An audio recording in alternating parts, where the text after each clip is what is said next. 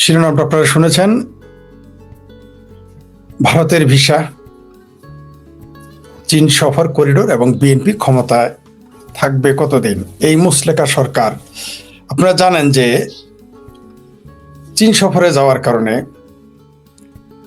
আমাদের বাংলাদেশের বেশ কয়েকজন সাংবাদিককে চীনে মুসলেকা দিয়ে আসতে হয়েছে।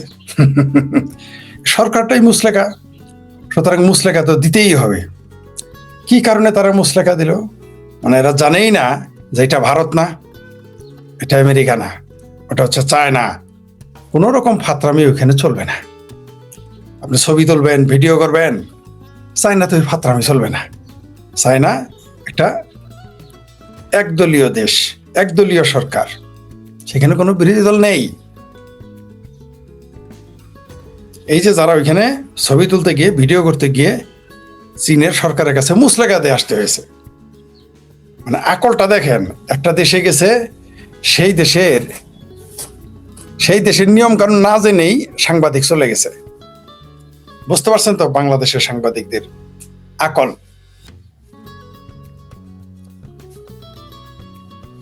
আপনার এখন এটা টু শব্দটি নেই। এই যে এদের মুসলেকা দিতে হইল, ভারত থেকে, দিল্লি থেকে শুধুমাত্র মান্নাবাইয়ের পেতি পাড়া এবং বর্তমানে তারেক রহমানের পাড়া ডাক্তার জাহেদকে ঘেঁটি ধরে বের করে দিয়েছে। এর জন্য বাংলাদেশে কত কিছু হয়ে গেল। অন্তত মুসলেকা দিয়ে আসে নাই, তাই না? যদিও ফাতরামিটা পরিকল্পিতভাবেই করেছে ডাক্তার জাহেদ, ইচ্ছাকৃতই করেছে। কিন্তু এই যে সাংবাদিকেরা চায়নাতে গিয়ে মুসলেকা দিল, তারেক রহমানের যারা সফর সঙ্গী, দেশের ইজ্জতটা কই থাকলো? এই মুসলেকাটা যদি ভারতকে দেওয়া হইতো, দিতে হইতো, তাইলে এতক্ষণ বাংলাদেশে দেখতেন সিংখু বামেরা শাহবাগ গরম করে ফেলতো, পল্টন গরম করে ফেলতো বামেরা। বাইতুল মুকাররম চামড়া নাই পীর, চামড়া সারা পীর, জামাত, বিএনপি, হেফাজত, ভাবির পোলরা মিলে এতক্ষণ চায়নার এম্বাসি ঘেরাও করতো, নরেন্দ্র মোদী, অমিত শাহ কুশপুত্তলিকা দাহ করতো। কিন্তু তাদের আব্বা চায়না মুসলেকা নিয়েছে, তো কানটা ধরে, এই তারেক রহমানের সফর সংকেতের কানটা ধরে মুসলেকা নিয়েছে। এখন কোনো ইজ্জত যায়নি, কারণ জ্যাঠায় থাপড় দিছে, তো সমস্যা নেই। পাকিস্তান হলো আব্বা, আর বাংলাদেশের ভারত বিরোধী এবং মুক্তিযুদ্ধ বিরোধী দেশ জ্যাঠা হইলো চায়না। তো জ্যাঠা এখন কানমালা দিছে, আর সমস্যা নেই। এখন আর ইজ্জত যায়নি, কারণ ইজ্জত হলো, এদের ইজ্জত হলো পাহাড়ের সমান। শুধু ভারত কিছু বলে ইজ্জত যায়, আর কেউ বলে ইজ্জত যায় না। বার্মা যদি কান ধরে ঘোরা, ইজ্জত যায় না। চায়না যদি পিএল দেয়, ইজ্জত যায় নেই। চায়না যদি মুসলেকা নেয়, ইজ্জত যায় না। সব ইজ্জত যায় কেবল ভারতের সাথে কিছু হলে। এবার আসি করিডোরের ব্যাপারে, ভিসার ব্যাপারে একটু পরে আসি। করিডোর আপনারা দেখেছেন যে একবার আমেরিকা করিডোর চেয়েছে, এবার চায়না চেয়েছে। আবার এই করিডোরের পক্ষে আমেরিকার সকল চুক্তির পক্ষে দালালরা তো যা ইচ্ছা তাই বলতেছে। একেবারে আমেরিকার চুক্তি মানলে বাংলাদেশ চেলায় বেহেস্তে চলে যাবে, মাদ্রাসায় আর বলৎকার হওয়ার জন্য ছাত্র রাখতে হবে না, পোলা পান পাঠাইতে হবে না, পোলা মেয়েরা পাঠাইতে হবে না, চেলায় বেহেস্তে চলে যাবে। আমেরিকা যদি করিডোর দেয়, নেয়, আমেরিকার কথাই দেয়। ওই মিয়ানমারে এখন চায়না চেয়েছে করিডোর, এর পক্ষে দেখলাম যে বাংলাদেশের হেফাজতে পাকিস্তানি দালালেরা একেবারে এই করিডোরের পক্ষে বাংলাদেশে কি কি লাভ সব বলতেছে। লাভের বন্যা বয়ে যাবে যদি চায়নার সাথে বাংলাদেশে করিডোর দেয়। এই করিডোরটা যদি খালি ভারতের সাথে হইতো বা ভারতের আলাপ হইতো, তাহলে কি বলতো জানেন? দেশ বেচা হয়ে গেছে, দেশ শেষ, সার্বভৌমত্ব শেষ, এই চুক্তি গোলাপি চুক্তি। এই লোকগুলোই আবার তখন ভারতের সাথে করিডোর হলেই শেষ, সব শেষ, দেশ শেষ। চায়নার সাথে করিডোর হলে শেষ হবে না। একটু ভালোভাবে ইয়াবাতে নিয়ে আসে পাইকারি ধরে। সংসদে আজকে খুব মজার ঘটনা ঘটেছে, সংসদের খবরে দেখলাম। তাহলে যে গয়াদা একটা মচৎকার কথা বলে ফেলেছেন। জননেত্রী শেখ হাসিনা সংসদে একটা লোককে বলতেন যে আলীর পায়ে বল, কোন দিকে যেন যায়। সুরঞ্জিত সেনগুপ্ত যখন সংসদে কথা বলতেন, জননেত্রী শেখ হাসিনা এই কথাটা বলতেন যে আলীর পায়ে বল, গোল তো একদিকে হবেই। মানে মাঝে মাঝে আত্মঘাতী হয়ে যেত। গয়াদা একটা আত্মঘাতী কথা বলে ফেলেছেন। কিভাবে? তার দলের বিরুদ্ধে, তার মন্ত্রীর বিরুদ্ধে, তার সরকারের বিরুদ্ধে। তার এই মুসলেকা সরকার না, তো মুসলেকা সরকার।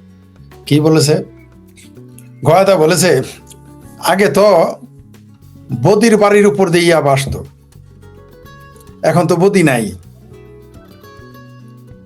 বদির নাকি গদি নাই, বুদ্ধিও নাই, হাওয়া হয়ে গেছে। তো এখন কোথা থেকে ইয়াবা আসে? ডাইরেক্ট বলেছে স্বরাষ্ট্রমন্ত্রীর বাড়ি দিয়েই আসে।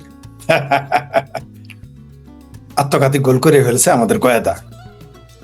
স্বরাষ্ট্রমন্ত্রীর বাড়ি হয়েই এখন ইয়াবা আসে। আমি বারবার একটা কথা বলি, আমি 20-25 বছর আগেই সিদ্ধান্ত নিয়েছি, বুঝতে পেরেছি, সিদ্ধান্ত আসতে পেরেছি, সিদ্ধান্ত নেইনি তো সিদ্ধান্ত আসতে পেরেছি যে রাষ্ট্রের যত অপরাধ হয় সেটা ছোট অপরাধ হোক আর বড় অপরাধ হোক, রাষ্ট্রের অনুমতি ছাড়া আপনি পারবেন না। এই যে ইয়াবা দেখেন, গাঁজা দেখেন, তারপর আরো ড্রাগ দেখেন, ফেনসিডিল দেখেন, রাষ্ট্রের সহযোগিতা ছাড়া সম্ভব না। নিজের রাষ্ট্রের সহযোগিতা এবং বাইরের রাষ্ট্রের সহযোগিতা ছাড়া সম্ভবই না। সিআইএর একজন সাবেক কর্মকর্তা বলেছেন, আমি তো এগুলো, আমার তো এডিটর এখনো নিয়োগ দেই নাই, আমি তো এগুলো দেখাইতে পারি না, ভিডিওগুলো আছে, দেখাইতাম নইলে। আমেরিকার সিআইএ বলেছে ড্রাগ আসলে একটা বিশ্বের যুদ্ধ নীতির একটা অংশ। এই যে যে দেশে বিদেশে, এমনকি আমেরিকাতেও যে ড্রাগ যায়, এটাও তার প্রতিপক্ষ দেশের ষড়যন্ত্র। বাংলাদেশেও যে ড্রাগ, এটা দেশি বিদেশি আন্তর্জাতিক ষড়যন্ত্র, এগুলো ষড়যন্ত্র।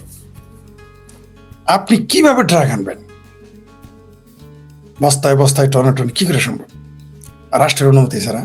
আফগানিস্তানের যত আফিম ছিল সব পাকিস্তান সারা বছর বিক্রি করত। মূল পেশা ছিল এই যে হুইস্কি জেনারেল, পাকিস্তানের ইসলামী জেনারেলদের কাজই ছিল আফিম বেচা। তারপর সন্ত্রাস উৎপাদন ও রপ্তানি করে, সেটা তো আলাদা বিষয়। আসলে রাষ্ট্রের অনুমতি ছাড়া, রাষ্ট্রের ইশারা ব্যতীত, রাষ্ট্রের আস্কারা ব্যতীত আপনি কোনো অপরাধী করতে পারবেন না, প্রশ্নই আসে না।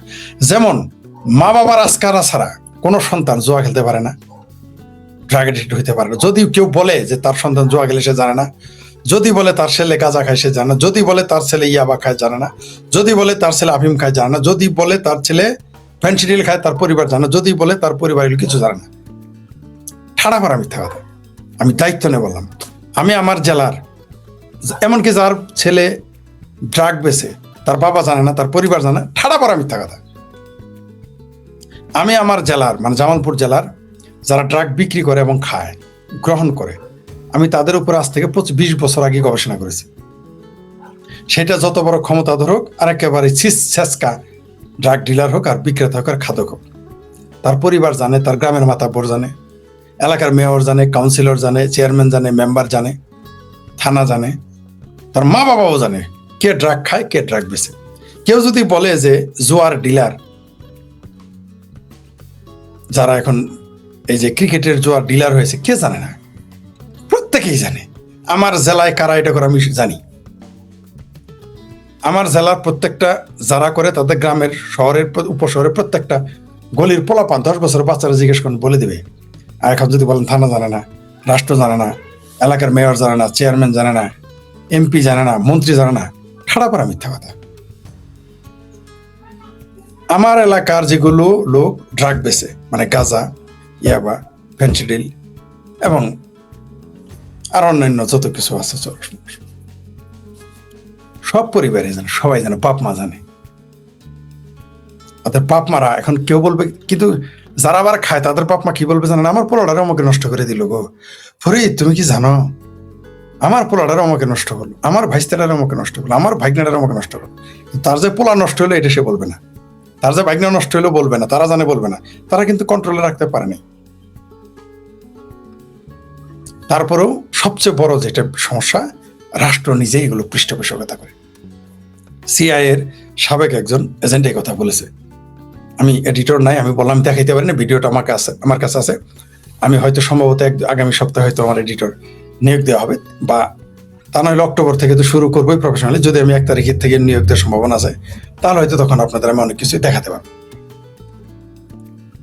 জাতীয়, আন্তর্জাতিক, পারিবারিক, সামাজিক, রাষ্ট্রীয় আস্কারা ছাড়া আপনি কখনোই অপরাধ করতে পারবেন না, কোনো অপরাধই করতে পারবেন না। আপনি বাবার ক্ষমতা নাই, আপনি একটা গাছের পাতা ছিঁড়তে পারবেন না, আপনার সমাজ, আপনার পরিবার, আপনার রাষ্ট্র যদি আস্কারা না দেয়। আমি কোনোদিনই আমার বাড়িতে কোথাও থেকে একটা ইট নিয়ে যেতে পারবো না। আমি একটা ইটটা নিয়ে গেলাম, আর বাবা বলবে যে এটা তুমি কোথা থেকে আনছো? জিজ্ঞেস করবে আমাকে, আমি পারবো না। কিন্তু আমি দেখেছি আমার বাড়ির সামনে থেকে ট্রাকে টাকে রেল লাইন, লাখ লাখ টাকা রেল লাইন বিক্রি করে কোটিপতি হয়ে গেছে আমার চোখের সামনে, আমাদের বাড়ির সামনে থেকে। কিন্তু আমরা কোনোদিন সে চিন্তা করার সাহসই পাইনি, কারণ আমার পরিবার সেটা অ্যালাউ করবে না। তারা এবার লম্বা লম্বা কথা বলে আমার সাথে, আবার অবশ্য সরাসরি পারে না সামনাসামনি, কারণ জানে তো আমি সেরা ভাঙ্গা, হুমায়ুন কবিরের ভাষায় সেরা ভাঙ্গা বয়ান দিব। কারণ আমাদের জামালপুরের কে কে ধনী কিভাবে হয়েছে সব তো আমার টাটা মুখস্থ।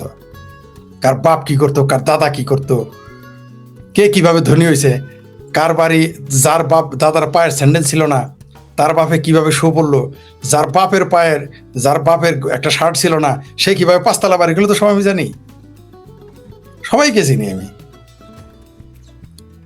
যাই হোক, সেটা অন্য প্রসঙ্গ। যেটা বলতেছিলাম, চায়না করিডোর চেয়েছে, এখন এই করিডোর দিবে, এর পক্ষে বয়ান দিতেছে।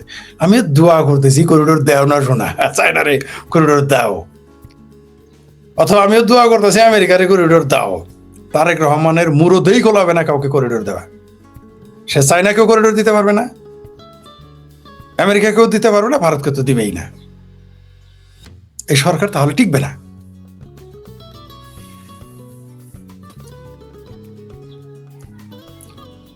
এবার আসি ভারতের ভিসা। আপনারা একটা দৃশ্য দেখেছেন যে ভারতের ভিসার জন্য জামাতের বউ আর জামাতি কি করুণ ভাবে দীনেশ ত্রিবেদী, বর্তমান বাংলাদেশের ভারতীয় হাই কমিশনার এবং বর্তমানে তিনি মন্ত্রিত্বের পদমর্যাদার, তিনি কি করুণ ভাবেই না বেগিং করলো দেখলাম ভিসা। তো ভারতে তো যাবো আমার মতো ভারতের দালালেরা, আপনারা কেন যাবেন? যারা বলেন দিল্লি না ঢাকা, ইন্ডিয়া বয়কট, আপনারা কেন ভিসা নিয়ে যাবেন? আবার দেখলাম জাহাঙ্গীরনগর বিশ্ববিদ্যালয়ের একজন শিক্ষক, বাপ হইলো ভাষা আন্দোলনের কি ভাষা সৈনিক নাকি, আবার বাপ মুক্তিযোদ্ধা নাকি, বাবা নয় দাদা নাকি ভাষা সৈনিক, আর বাপ নাকি মুক্তিযোদ্ধা নাকি, দুইটাই আমি জানি না এই মুহূর্তে। সেই লোক লিখছে যে ভারতের কোনো উপায়ই ছিল না। আওয়ামী লীগ করে কিন্তু, আবার আগে শেখ হাসিনার ছবি রাখতো প্রোফাইলে, আওয়ামী লীগ ক্ষমতায় যাওয়ার পরে সে প্রোফাইল ছেড়ে অন্যটা দিছে, এখন আর মুরদে গোলায় না। যত বড় আওয়ামী লীগ আস সোনার চান পিতলে গুগু, যারা শেখ হাসিনার ছবি দিতা, বড় বড় নেতার সেলফি ছবি দিতা, এখন তারা কোথায়? মুরদে এখন আর কোলায় না। তখন তো শেখ হাসিনার সাথে ছবি থাকলে সেটা একেবারে কোরআনের পাতার মতো রাখতা, এখন ফেসবুকে দিতে ভয় কেন? সে লিখেছে ইন্ডিয়া নাকি বাধ্য হয়েছে ভিসা দিতে বাংলাদেশের লোকজনের, এই আবার বিশ্ববিদ্যালয় শিক্ষক। আবার কেউ লিখছে ব্যবসা করা ছাড়া তো ভারতে ভাত পাবে না, বাংলাদেশের সাথে ব্যবসা না করলে তুমি যাও কেন, কিনো না দেখি। তোমরা বলছো ইন্ডিয়া বয়কট, ওই যে বিপিনুরা, তারপর রাশেদ, তারপর আরেকে জাম তারেক, তারপর বিএনপি, ছাত্রদল, তারপর কি জামাত, হেফাজত, ফিলিয়াচ্ছে, প্যানিক ভট্ট, এই যে হেফাজত, চাবরা নাইপির, আমার ভাবির পোলা কত না মিছিল করছ ইন্ডিয়া বয়কটে। যায় না ইন্ডিয়া, দেখি তোমার শত্রু যদি ইন্ডিয়া হয়, তুমি যদি মনে করো ইন্ডিয়া তার ব্যবসার জন্য, তুমি যাও না। আমার বলে কি টাকা ছাড়া কি চিকিৎসা করতে যাবো? এই বাংলাদেশের অভিনেত্রীরা এই কথা বলতো যে টাকা ছাড়া চিকিৎসা থাইল্যান্ড যান, ভারতে যান কেন? কে বলছে আপনি আপনার ভাই বোনের সাথে ঝগড়া হইলে মুখের দিকে তাকান না, মায়ের পেটের বোনের সাথে, আর বাপ মায়ের দিকে তাকান না, বাইকনের দিকে তাকান না, বাইস্তের দিকে তাকান না, চাচার দিকে তাকান না, জ্যাঠার দিকে তাকান না, তাকায় দেখেন না যখন বিরোধ হয়। ভারত আপনার কাছে এত খারাপ, আপনি ওখানে কেন যাবেন ভাই? হিন্দুদের রাষ্ট্র হিন্দুস্তান, যেখানে গরুর মুত খায়, হাগে মুতে রাস্তায়, আপনি সেখানে কেন যাবেন? অবশ্য আপনারই ভাই বাইস্তে এলাকার লোকজন, আত্মীয় স্বজন, দেশের লোক এই ভারতেই কিন্তু প্রায় 1 কোটি 1.5 কোটি ওইখানে গিয়ে কামের বুয়াগিরি করে এবং ওইখানে দিন মজুরি করে ওই গরুর মুতের খাওয়ার দেশে। এটা আবার ভুলে যায় না। আপনারা 12 লক্ষ 14 লক্ষ রোহিঙ্গা নিয়েছেন, আরো নিবেন, কিন্তু আপনারা নিজের দেশের নাগরিক ভারতে আছে 1 কোটি 1.5 কোটি, ওইটা আবার নেবেন না। ওইখানে ইসলাম প্রেম মুসলমান প্রেম নাই, দেশপ্রেম এবার গায়েব। ওইখানে বিজিবি সাথে বাংলাদেশের তৌহিদি পাবলিক জনতা, যারা ইয়াবা খায়, হিরোইন খায়, সুদ খায়, ঘুষ খায়, তাদের না পাহারা দিবেন তৌহিদি জনতা, ঘুষখোর তৌহিদি জনতা, ইয়াবাখোর তৌহিদি জনতা, চোরাকার বাড়ি তো হয়ে দিয়েছেন, এদের নিয়ে পাহারা দিবেন। বার্মায় যান না কেন? বার্মায় যান। যেটা বলতেছিলাম বা যা বলছিলাম, ভারতের ভিসা চালু করেছে বাংলাদেশের কিছু মূর্খ, কিছু শিক্ষিত মূর্খ এবং ভাঙ্গু যারা আছে, তারা বলতেছে আরে ভারতের আর উপায় নেই। তো যান না, আপনি পাকিস্তান যান চিকিৎসা করতে, চায়না যান, থাইল্যান্ড যান, সিঙ্গাপুর যান, ভারতে যান না। ভারতে যদি লাভ হয়, বললামই তো, মায়ের পেটের ভাইয়ের দিকে তাকান না, বোনের দিকে তাকান না, রাগ উঠলে বাপ মায়ের দিকে তাকান না, সম্পত্তি নিয়ে ঝগড়া হইলে। তাহলে আপনি কেন ভারতে যাবেন ভাই? এই ফাত্রামিটা বন্ধ করেন, এই ভণ্ডামিটা বন্ধ করেন।